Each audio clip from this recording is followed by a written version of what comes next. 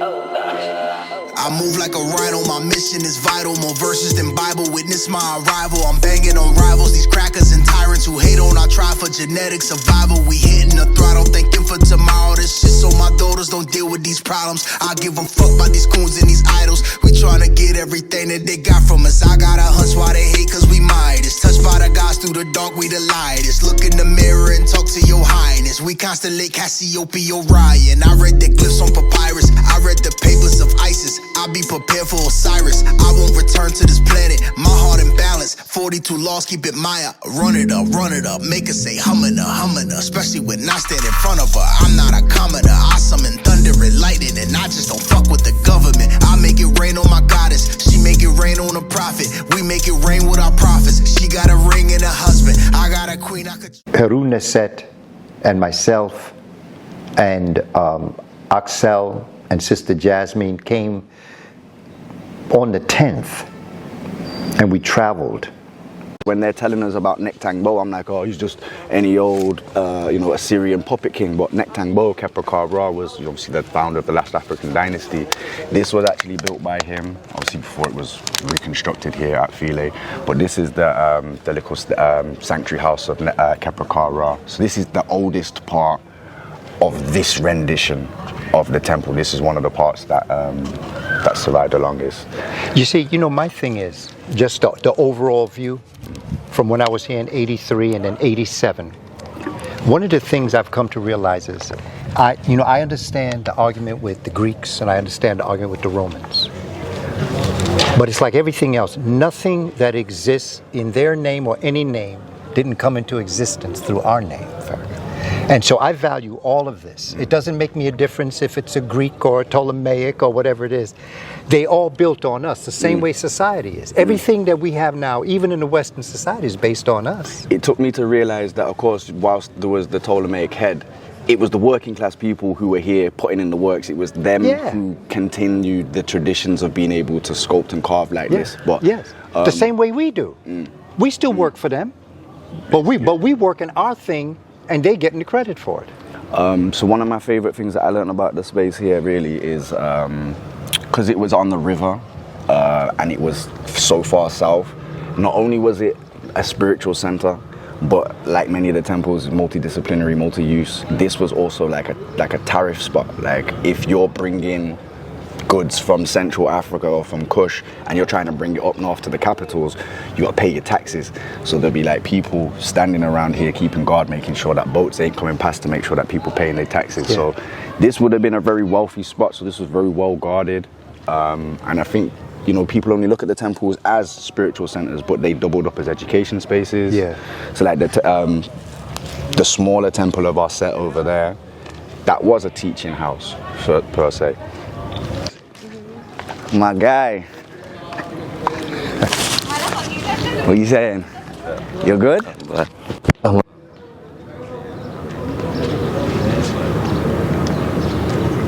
Threw your hair back, bro. I like that.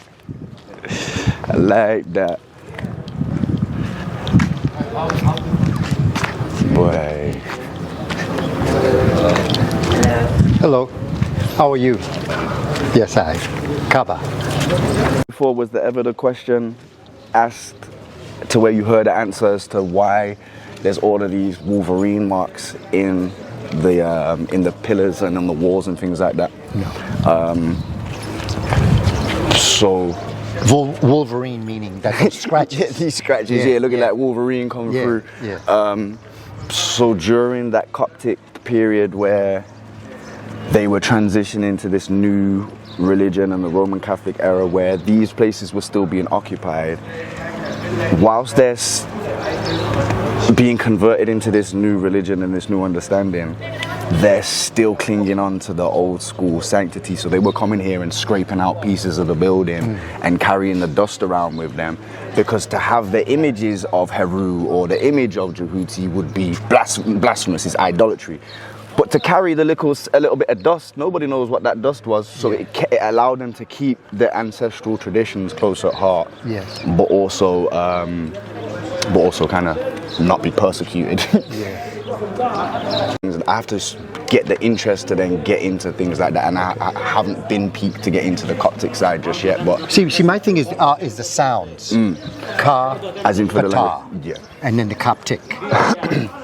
I've always been interested in sounds because I think that language comes out of sounds, particularly nature. Absolutely. I mean, the Medu nature is the most perfect example of that. Like we were saying, the vulture in nature makes the sound ah. Yes. The vulture in Medu nature represents the sound ah. Like there's nothing more A, B, C about it. Yes. But yeah, like to come here, like the amount of time, attention, energy, effort that it takes to carve this out doesn't make sense. It don't make sense. Yeah. Bird quattled snake. Bird snake. Bird snake, yeah. And that's what a dragon is. A dragon is a snake that flies. Boom. And that's where you got St. George. Boom. Wow, look at that. So we got a whole heap of offerings, whole bountiful offerings being offered up to Het Hathor. It's actually not even Het Hathor, so it's actually more.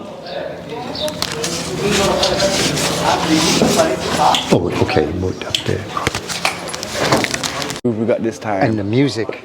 Yeah. The music. Look, you know, over all of this, there's a whole heap of Arabic inscribed into there too. Yeah. Like over the top. Yeah, I see it. Which is crazy. The temple at Philae. What god is this temple honoring? Maybe more so goddess. Goddess. Aset or Ast, otherwise called Isis. Isis is the sister of her husband, god Asaru, Asar, otherwise called Osiris. When was this built and under whose dynastic reign? Well, the earliest period for this will go back to the Roman period, the Greek period. Mm-hmm. And the Greek period doesn't start any earlier than 332 BC because the Greeks came to Egypt as conquerors during 332, but it didn't start at that particular time. It is supposed to have been started during around 70 or so, before the Common Era. Before we get into more of the religious meaning, just architecturally, this whole alignment, the alignment of these columns is just magnificent. And it's just an architectural wonder unto itself. Did it have a ceiling? Was it covered? Yes, you could see some of the slabs there. It was all covered, but you would notice something else. So that you could notice that this column over here isn't finished, isn't complete. Yes. That show you that all that beautiful thing you see, notice that they're in different stages. They would bring the stone and put them in place. Then they would carve them. That's very important note. But you also would note that there's a difference in the typical ancient Egyptian column as against these. These have made transformation in the design. I see. And whereas you would see, these are multiplicity of design concepts in there, and as you go up, you see the difference in change. Here you notice the fluted part is very narrow. Yes. With 3 bands, 4 bands, whereas a little farther up, take the third one, the fluted column is wider, the flute at wider in dimension. You know, there's deities who become, you know, more popular at certain time points than others. So like, as Amun come in and Amun Ra, man, like, Num kind of sinks out of importance so much because now instead of the ram, it's the human form of Amun that gets represented the most. Min, Halakati, Amun, Halakati again. Wow. Again, never failing to include over our doorways, and they have one up there. So this one I don't think would technically be classed as the because it don't have the wings. Yeah. But again, we're still dealing with the Nepti, the 2 protectors, the 2 cobras. So under those conditions, it would manifest the same concept, but it would change in terms. Since it didn't have wings, what did it represent when it didn't have wings? as opposed to when it did have wings, because we know that's above all of the temple doors, but it's still the same, but without the wings. So now what does that represent? And then in this one here, this one looks like it's a whole sentence, or at least, you know, part of a sentence, to the point where you've got power, life, and then you got this down here. So this may have even been a whole concept, like a dual set of glyphs that provides a concept which might be lost on us today. So rooms like this, at spaces like this, would have been filled with, you know, images of sacred deities. Would have been spaces for the priests to come and, you know, store stuff that are getting used in daily ceremonies and stuff like that. Like this looks like. So you've got Ra Mesu here in priestly form, in his priestly class kit. And is he talking to Amun? I believe that this is Min. Whenever we see the Amun style, but with the pin. Oh yes, yeah, okay, I didn't see that. Yeah. How you not see that? Yeah, I missed that. I was so busy looking up there at those headpieces, and I was looking at the offering. Boom. I believe that usually when they have the cup like that, usually there's a Su plant coming out, offering up the papyri plant. Yeah, my man is asking for some fertility. He like put some of that. Well, he had over 100 children though. He was Min. It's crazy, imagine, so his 13th son, Madan Bata, ends up becoming, you know, the successor king. Like, imagine being the 13th son and just thinking all your life, you know, I'm just gonna be, you know, a little rich youth, and then all your brothers end up dying to the point where they're, yo, like, you the man now. Yeah. That's like what's going on in England now. Oh, bruh. You know, with Charles having cancer and then his wife having cancer. You know, I mean, the Queen didn't die that long ago, and all of a sudden now. Now you're already on the way out. Man, let me tell you something. Yeah, Ra's coming through. So you got.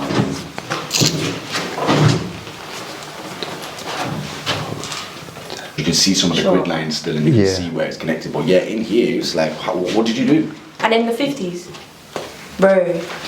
Because even today. Yeah, even today, this is a struggle. The genius.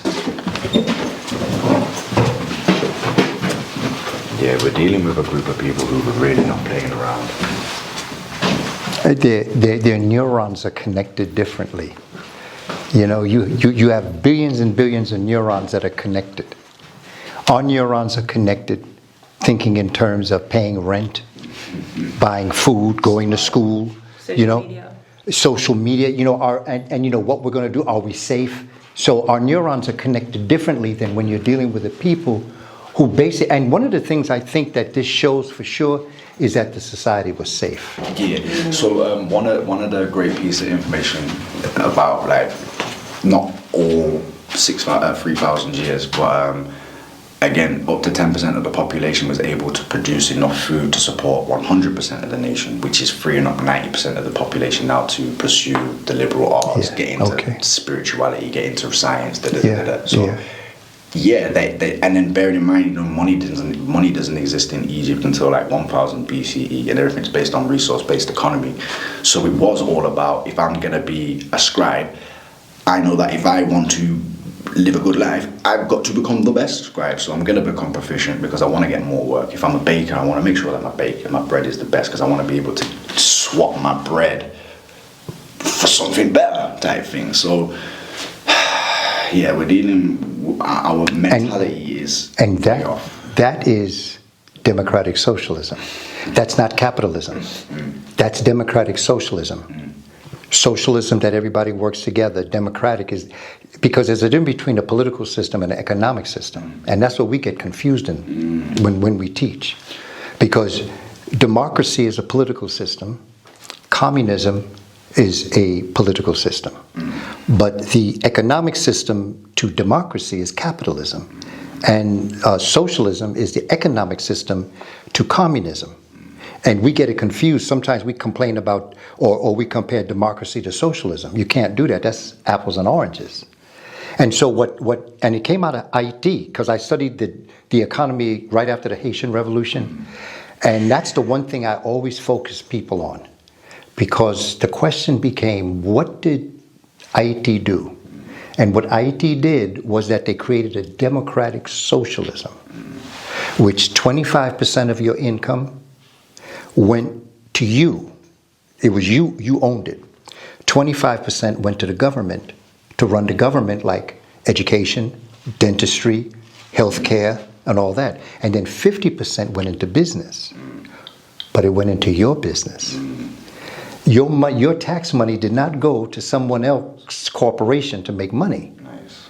The 50% went, so if you're a baker, it went into you becoming a better baker. Nice. If you were a farmer, it went into you being able to do agriculture better. If you were a dentist, you were able to invest that 50% of what you earned into your business. So what actually was happening was that in IT, and that's why Thomas Jefferson had to crack down, because he was scared. Because that's not the kind of economy they wanted to create. And Alexander Hamilton, he was from Nevis, that was a brother. He was getting all caught up in what he was doing, and he was having problems in terms of developing an understanding of this new nation. And here you have Haiti, that they are a purer form of democracy than America was. They couldn't handle that. They could not handle Haiti. But that democratic socialism is something that we all have to look into. And to take it to the next level, study it more. Because do you know Sister Baina Bello? Yeah. Okay. I did an interview with her, and I was talking to her about the economy of the Haitian Revolution. And one of the most important things about the Haitian Revolution is that after the war, they went back to farming. Mm-hmm. They went back to their business. The warriors were the ones that worked. And they built that society up. And the Western powers had to do everything they could to destroy that democratic socialism. Because everybody's afraid to talk about that, because you think people talking about communism. You're not talking about communism. That's a political system. Plus, Putin is as much a capitalist as Biden is. Oh, yeah. They're all capitalists. Yeah. In China, too. Just as much. They're capitalists. You got the oligarchs on top. Oh, yeah. That's like the corporations. So in terms of like the economic system of Kemet, obviously it changed and waned and weaned, over the period of time. But for the most part, whilst there wasn't like a universal credit system or a universal salary, there were things which were standard and universal. Like I've been made aware of like Senusret in the 12th dynasty being the champion of social housing and attempting to eradicate the idea of like homelessness. So creating like basically low income or low easily affordable housing and things like that. So then when we get these biblical narratives of Egypt about the pharaohs being megalomaniacs and being slave drivers and things like that, I'm like, but hold on, you're not even looking at the facts. There was bread rations every day. That there was like advanced social, there was advanced centralized account systems that would allow you, Kaba, to be in Cairo to withdraw the credits you need to go to the bakery to get the bread you need. But you could then also go to Luxor and that information be updated periodically, so where whatever you've earned working for the state on the pyramids, on the temples, you can go and get back wherever within the nation. That's a super advanced level of mathematics and accounting across the nation that doesn't have the internet to spread that information rapidly. They've got the Nile. So these people were highly advanced, highly organized. Like, again, I say it all the time, the superpower of ancient Egypt was their organization, like, and their administration. Before anything and everything, before you even ship the stone out, like, these people needed to be coordinated. Yeah. At Abu Simbel, breathtaking to behold. You can't look at this and say, they weren't Africans who were doing this. Why would they put somebody else's face? Well, it's an artistic rendering. They didn't have equipment to make thin lips and to make narrow nose, so they had to use that, and it wouldn't make. But then the little details of a fingernail, they had the equipment for that, but not for the thin lips. Is it important, though, to say that Africans did this? Oh yes, if no one had said the Africans didn't do it, it wouldn't be important. But since that had been said for no reason at all, they wanted to satisfy themselves that although they were not in history, that they did it. Now, since it is that the people whose ancestors did it could not say anything about it in the past, now is the time that they declare to the world whose legacy it is. depicted to have your heart removed. Essentially that means you was to have no fate like in the afterlife. Like you can't even go to the afterlife because you can't even be judged. Like how are you going to be judged if you don't have anything to be judged by? So you're just set then to be like wandering around the earth forever, which is mad. Amun coming from Sudan, Sudanese deity, but again they're gonna be like, oh, you know, Egypt and Kush, they were two totally completely separate places that weren't related, but they share the same spiritual culture. Scientific innovation of creating pigments that last for thousands of years is a wild science that's just overlooked like as an advanced ability. But just look, like if you get in on that there, like the Shanu of Ramesses' name, Neferkara, Setepenra, like look how intricate it is. It looks crazy. It looks laser printed. It looks stenciled in there, but it's hand done. It's wild. Done by a lot of people. Like Makkah, like why would you come here and do this?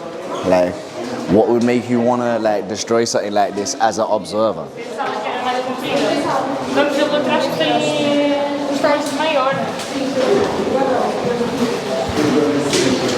This here on this side though, this Coptic, this is when Copts were in Egypt. There's a bit of text up on there.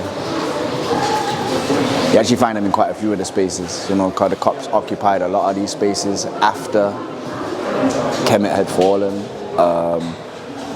which is so ironic that people to this day have this idea that Christianity has nothing to do with the Kemetic spiritual systems, except for the people who formulated the same version of Christianity today took refuge and shelter in these spaces where they were influenced by this, where they had an understanding, because they were only 1, 2, 3, 4 generations removed from this information, so they could grasp it, they could understand it, they are able to translate it and put that into other stories, which is what we have today, essentially.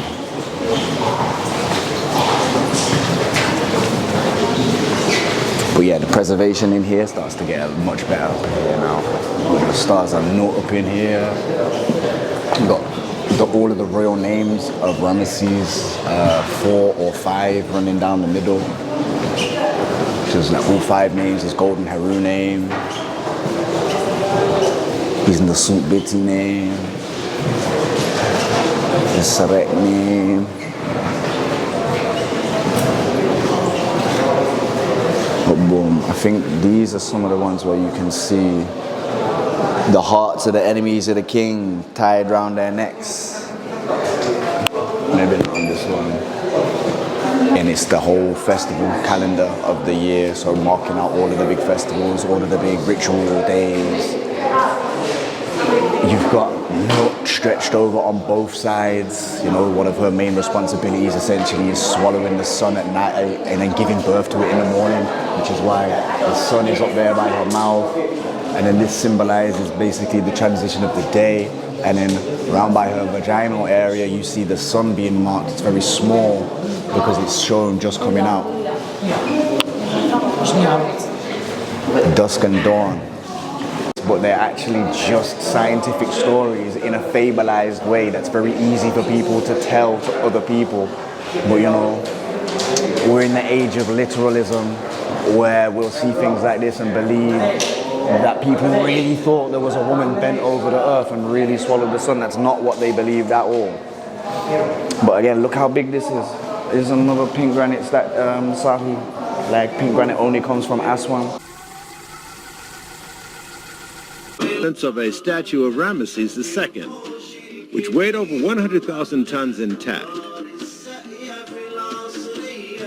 We also saw workmen who were working to restore this funerary temple site.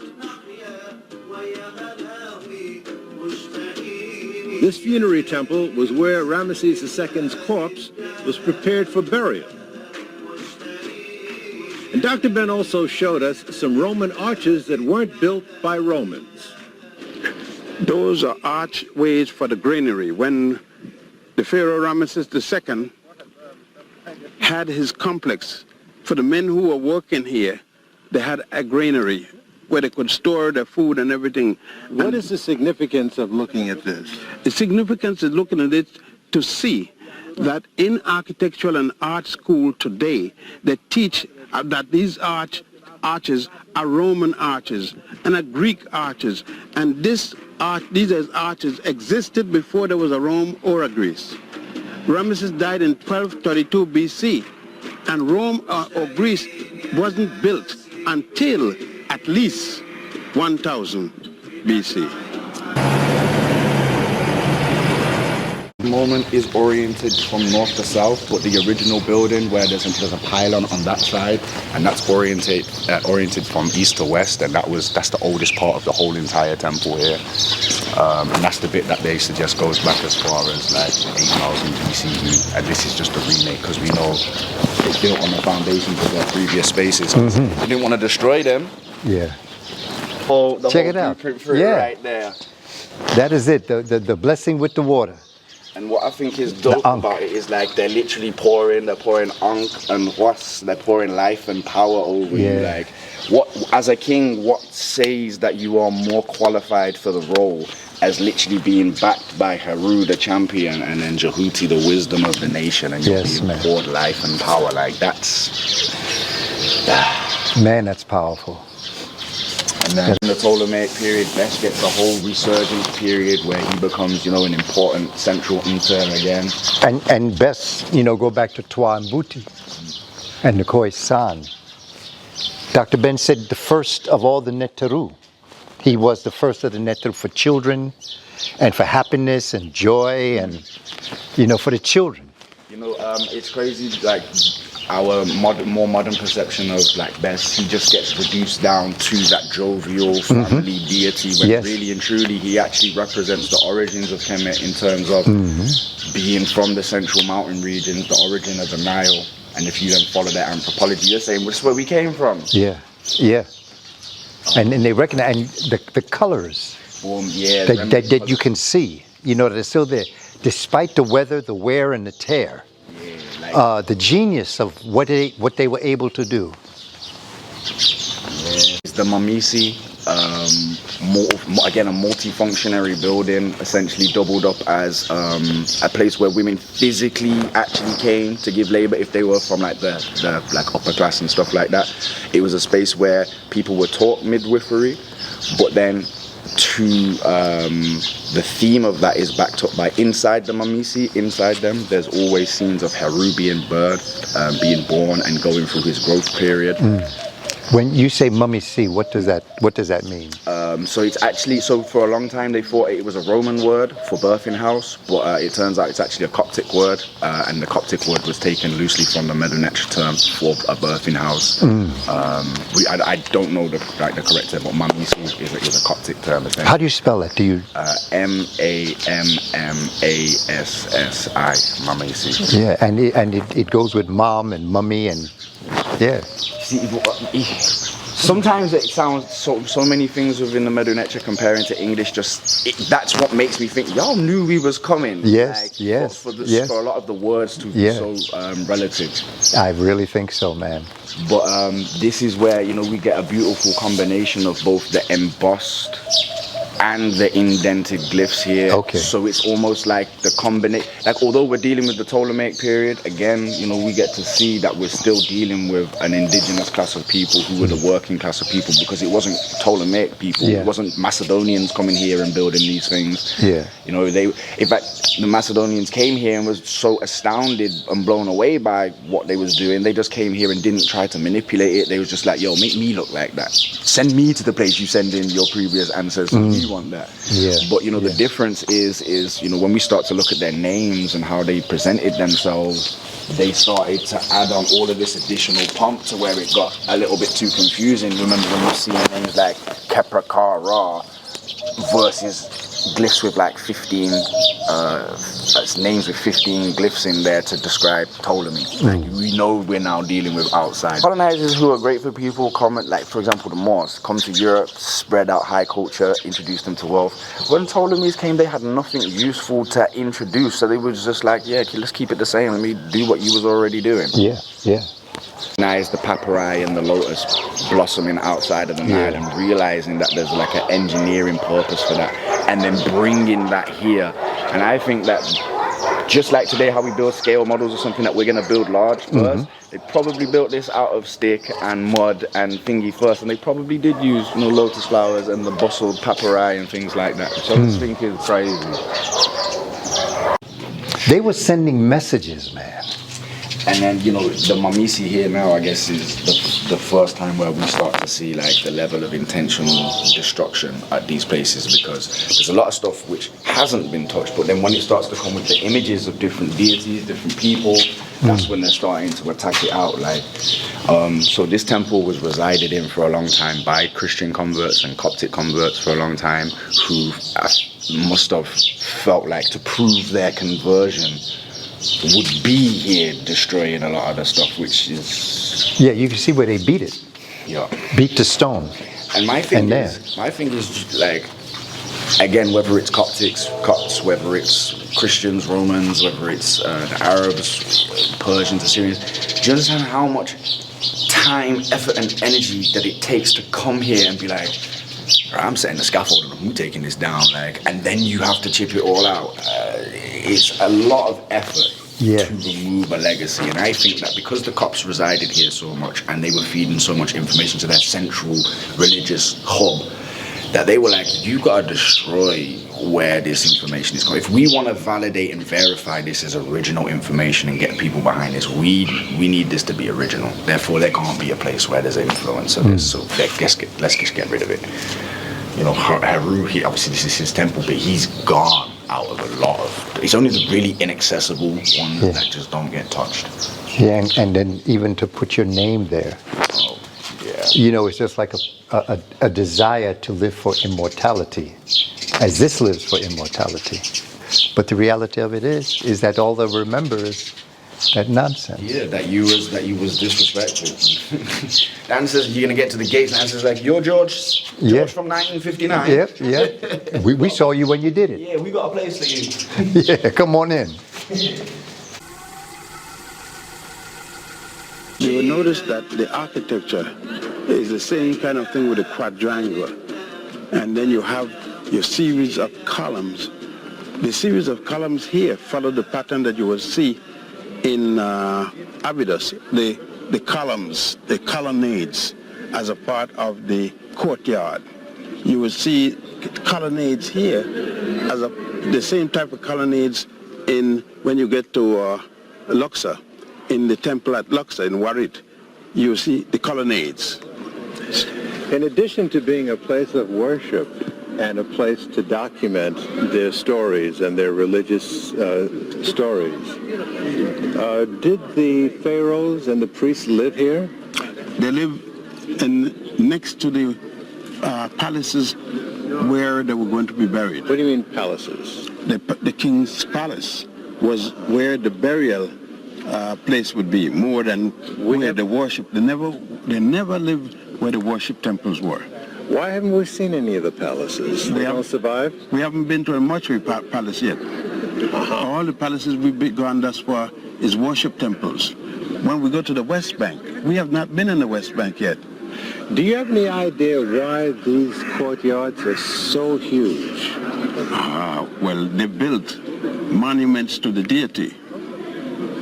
They were building to the deity, and they built large, colossal thing to the deity, saying to the deity, I pay tribute to you. They switched this room up quite regularly. The last time I came in here, this was all about the flooding of the villages and the Aswan Dam being created. Oh, okay.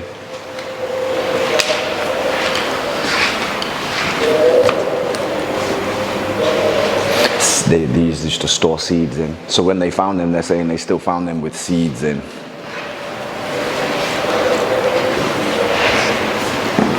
These bars, like pottery seals. Keep your water fresh, keep your wine fresh.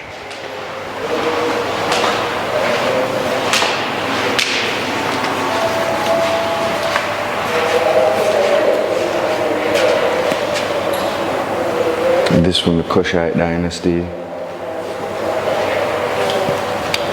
This is fire though. This is flames. Look at this. Outer Sahu.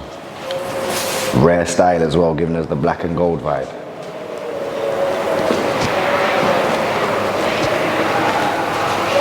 And one of the face coverings.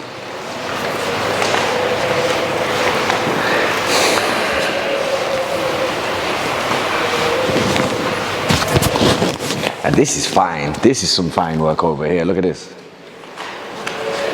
The beading. That was a really quaint person. Yeah. It wasn't a baby, but it certainly was slender. Yeah, like even with the hydration in there, like you ain't getting much taller, but nah. But yeah, these are some really nice examples of Sahu. And Very well preserved.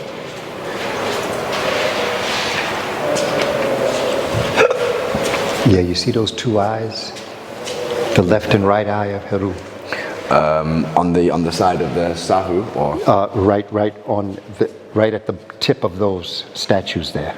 yeah. What? Explain the right and the left eye of Heru, brother.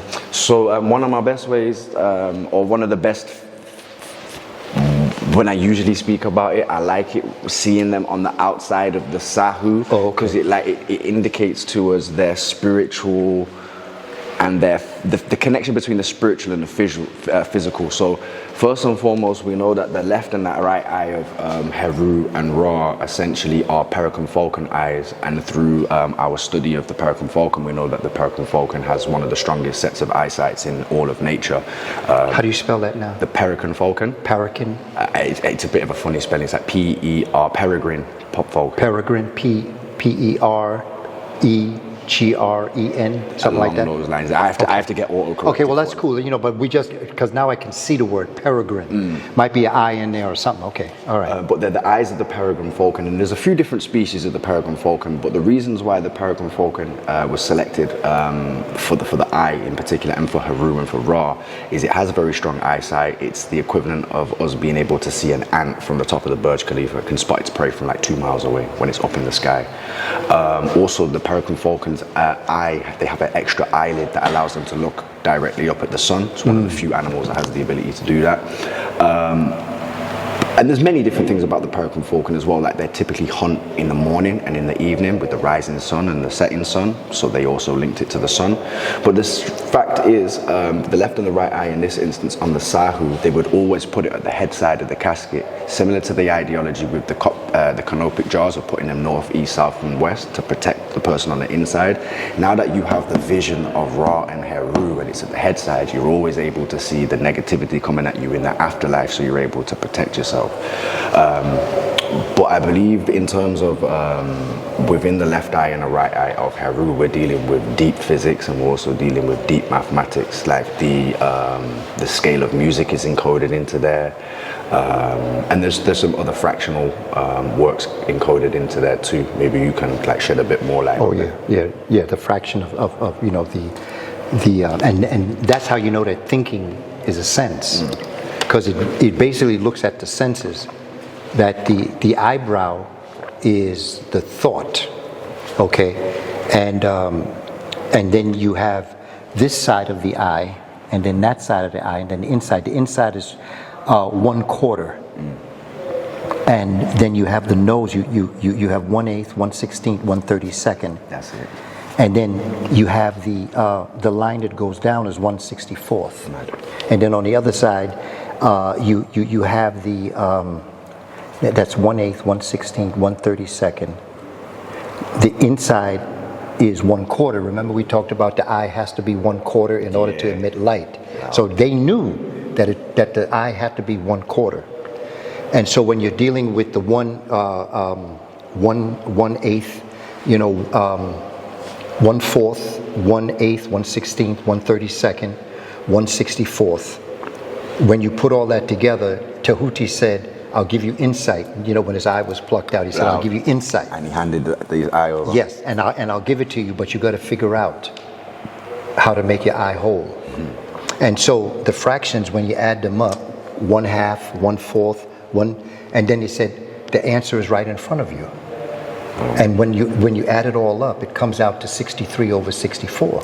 But the question becomes, okay, but if the answer is right in front of me and I want to make it whole, what do I add to make it whole? And it's the 164th because it looks like the number 1.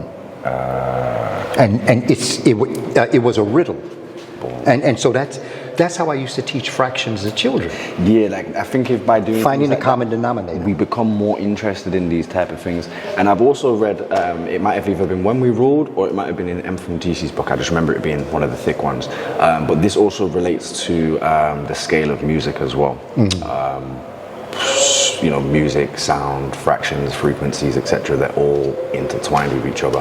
And that goes back to synthesis. So it shows that our ancestors were teaching the learner how to use all of their senses.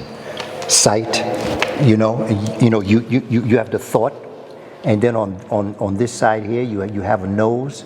This side here you have an ear. There's your finger, and then I'm sorry, not your finger. That's your tongue, and then you have the finger. So all of the representations are all parts of your senses, but that's how we know that thinking is a sense. And the powerful part of that as well is, again, the relation between humans and nature. So peregrine falcon, I knew I'd spelled that wrong. But the peregrine falcon essentially has that marking. Yeah. The line that goes down, yeah. Oh, wow. Yeah, man. This probably isn't even the best example of it, but it's there. You can see it, man. So them superimposing these lessons that they're developing mentally and seeing the example physically, and then using that as the example is the most simplest way to now easily transfer this information down generationally. Yeah, and you see, when you have something as consistent as that, the learning process is always, the pathways in your neurons are always connected because there's always a straightforward way to tell the story. And that's the other phenomenal aspect of our ancestors, is that when you use nature will never deceive you. Yeah, it's never going to fail you. It's never going to change. And it don't play with you, and nature is not mean to you. Yeah. But nature not just going to give it to you. Temple of Khanum, Semna West. So, another really cool thing about Kemet is, again, operating in alignment with nature. Everything that's on the west bank, built to celebrate death and honor the afterlife. Everything on the east is to honor life and rebirth, essentially.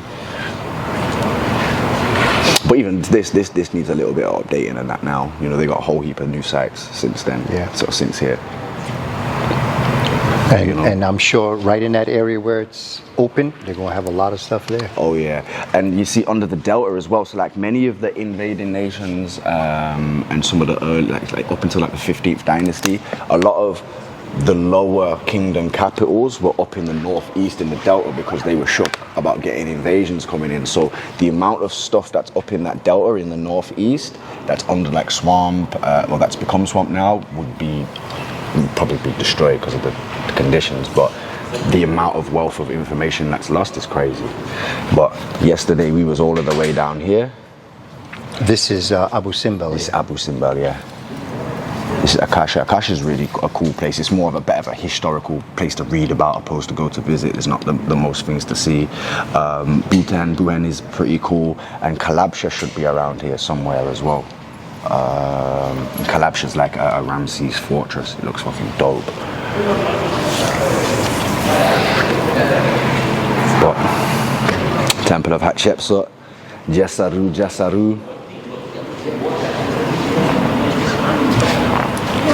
The guys coming this week do not understand how much information they are about to see. When I see this here now and seeing all of the different places that we're going to be visiting, and that it's actually crazy how much we cram into these 10 days. I remember reading a cool historical fact, like 70% of the world's history is found in and around Luxor. Like if you take all of the ancient historical sites across the world, there's that many in Luxor that it constitutes for 70% of the world's ancient sites. That was an old statistic. Maybe now with new discoveries and stuff that might have changed, but that's a crazy statistic. What do you mean 70% of the ancient architecture and material evidence that survived has survived in this place more than anywhere else in the world? Yeah, and but you just look at where everything is. It's either in the middle or in the south. I mean, we got the pyramids and everything. That's cool, Saqqara and all that. But when you look at it, you can see. Well, even in their words, even in their intentions, you can see that their focus was down here. It wasn't necessarily up here was a liability to them, because that's if anybody's coming in to conquer, that's where we're coming from. Yeah. And so what I was saying about the Ptolemies, in terms of like the Ptolemies, you know, they had up here up to about Edfu, which is around this area there. I am Nubian Egyptian Africans. What is it that you liked about what he says to say? Yes, because I like history. I'm interested. So he big official, he big professor, and mention about ancient history, about Nubian history life in Egypt. He emphasizes the Nubian. Nubian. So I love Nubian people, and I wish to be Nubian forever. You will be. Yes.